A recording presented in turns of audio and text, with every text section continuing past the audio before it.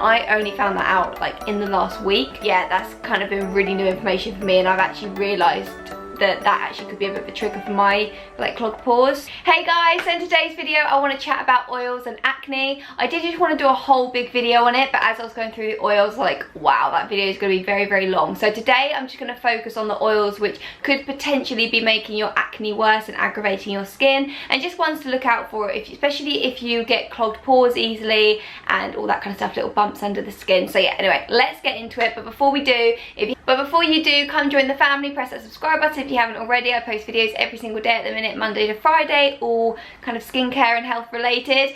And yeah, I'd love to have you part of the team, and also smash the thumbs up video if you enjoyed this video. So anyway, let's get straight on into it. So the first oil I want to talk about is coconut oil. Now, coconut oil can actually be very comedogenic for the skin. Now, comedogenic just means it can really clog the skin very, very easily. If you think about coconut oil just as a natural ingredient, like if you leave it obviously in the sun, it goes into the liquid, and then when it goes into cooler temperature, it goes hard. So that's kind of like the property of the oil, and it is quite a thick, stodgy oil when it is, you know, in that more cooler temperature. Now obviously, that being said, it's not going to do that in your skincare because it's mixed with things to stop that from happening, but still, you know, in general, you can kind of get the picture of what that oil is like. Now, the other thing with coconut oil is that it's quite hard to remove. So personally, I do not recommend doing like the oil cleansing method with it. Some people I know do use coconut oil just to remove their makeup, but personally, if you have acne prone skin, I wouldn't go there, because when you use coconut oil, it can be quite hard to remove, and I find you really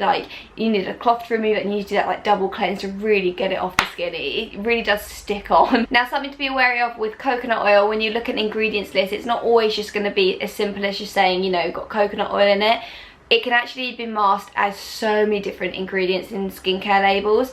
Basically, the kind of giveaway is the word cocoa is in some part of the name. So I would just kind of look out for if like a word starts with cocoa, and then that kind of gives you an indicator that it could be derived from coconuts. I did have a little look up at all the different ingredient names just to check before I filmed this video, and I did notice that pretty much all of them had that kind of cocoa part to the name. I'll put it on the screen now, but there's also one that's like caprylic or something, triglyceride, I'm probably saying it wrong but off the top of my head, but that is actually derived from coconuts, and I only found that out like in the last week. And yeah, that's kind of been really new information for me, and I've actually realised that actually could be a bit of a trigger for my like clogged pores. So yeah, I'm really playing around with that myself. So the next one I want to talk about is jojoba oil. Now, you might be thinking, wait, what? Like, I thought jojoba oil was really good for acne, and you are right, like some people do find it really beneficial. Jojoba oil actually as an oil is the one which is the closest to our natural sebum, so our skin actually does respond to it really, really well. The reason why I'm chucking jojoba oil into this video is just because some people can still find it problematic, and the reason for it is that I think it's because it can be a little bit heavy for some people's skin, a little bit rich. So just like be mindful of that. If you are using it and you're having problems, maybe just try cutting back how much you're using it first before you cut it out, because it could just be that your skin can handle it, you know, maybe 3 days a week instead of using it every single day. The next one is avocado oil. Now, avocado oil is very, very popular to use, especially as a carrier oil, and it has great benefits for the skin, but with acne prone skin, it is on that richer side. So although when you look at a comedogenic like scale, like things like jojoba oil and avocado oil, they are on like the lower end, so they're around like the 2 mark, but still as an oil they are on the richer side of things. So I would just be wary of that, and you know, again, like the jojoba oil, see how your skin responds. Maybe you're using it too much, or maybe it's just not the right oil for your skin.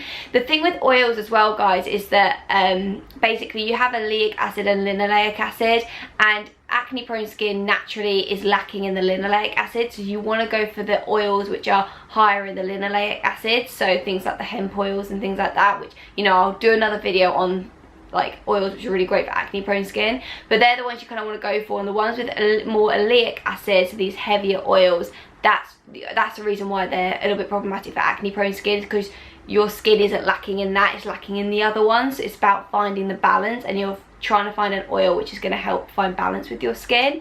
Now, the next oil is a very popular facial oil, which is rosehip oil, and actually rosehip oil can have amazing benefits for acne prone skin. It actually is very anti-inflammatory, it's amazing for scarring and pigmentation, stuff like that. If you need healing for the skin, it's really good for that. So I'm not saying avoid it. The reason why I'm chucking it in this video again is kind of like my previous points, it can tend to be a bit richer. So what I would recommend if you're using rosehip oil is, you know, don't get into this thing where you feel like you have to use it every single day. You might find that you're going to get even more benefits from that oil if you use it like twice a week. That's all you need maybe. So it's about finding the right balance with your skin and also how much you use. Another tip I have with things like rosehip oil and, you know, these kind of singular oils is that if they are a bit rich for your skin, then dilute them down into like your moisturizer or something, so you're still getting the benefits from the oil but you're just not using as much and using it on its own. So maybe try just taking like 1 drop of rosehip oil and putting it into your moisturizer and seeing if that works for you. So the next oil is MARULA oil. Now MARULA oil is very popular nowadays because I think it's Drunk Elephant that do their MARULA oil,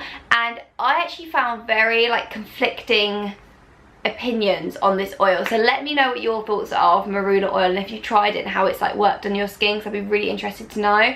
But when I was researching and looking at comedogenic scales, MARULA oil actually comes up as like, I think it's like a 3 to 4, like it's quite a high rating. The comedogenic scale is between 0 to 5, by the way, so you can see like where that sits on the scale. But yeah, it's like more on the top end, which means it can be more comedogenic, so it can definitely clog the pores.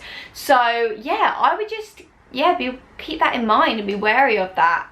I think, and that kind of showed me when I was researching how, you know, you kind of got to make your own like opinion on these things in a way, because there's so much conflicting, you know, thoughts and opinions and different companies saying different things. So yeah, maybe it's one to get a sample of first and try and see if it actually works for your skin. So the next oil is wheat germ oil, and actually on that comedogenic scale it's like up there as a 5, which is mad. So yeah, I would just really be careful of wheat germ oil if you've got acne or your skin clogs really easily. It's funny because I used to use a facial oil and I think the first ingredient was wheat germ oil, and yeah, looking back, I mean, my skin was definitely going through it then, so I'm thinking, wow, probably was not using the right oils for my skin then. So yeah, just be aware of it because it's definitely a pore clogging oil. So the oils I've said so far, they're definitely ones that I would just be careful of, you know, singly especially.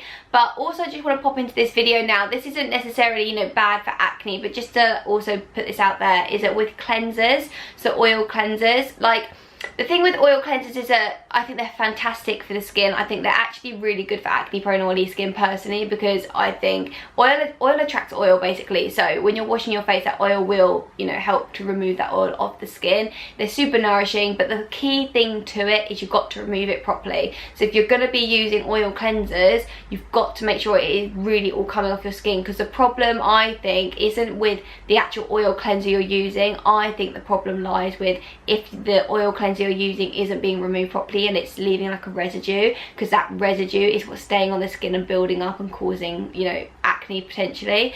So my tips there would definitely be double cleanse, do your oil cleanser and then another cleansing method afterwards, whatever that is, or a micellar water. I think micellar water is so handy to have after oil cleansing because it really removes that last residue.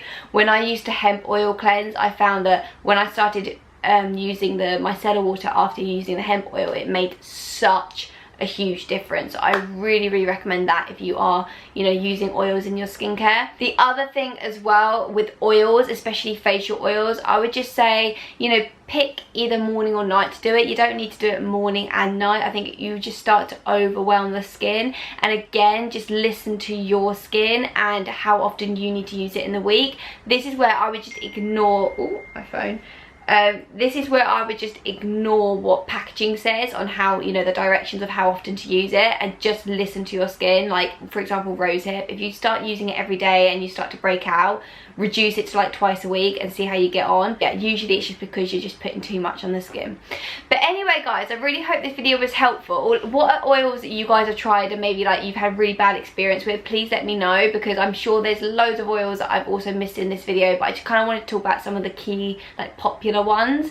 But yeah, let me know what your experiences have been, and also with the oils that I've mentioned, because obviously I know we're all very different, so there might be some in this video that you are going to be like, actually that completely helped my acne like loads. So let me know your experiences and let's chat about it. And then yeah, I'll also film my video on oils which I think are great for the skin and great for acne, so that'll be coming soon, so make sure you're subscribed so you do not miss that video. Don't wait too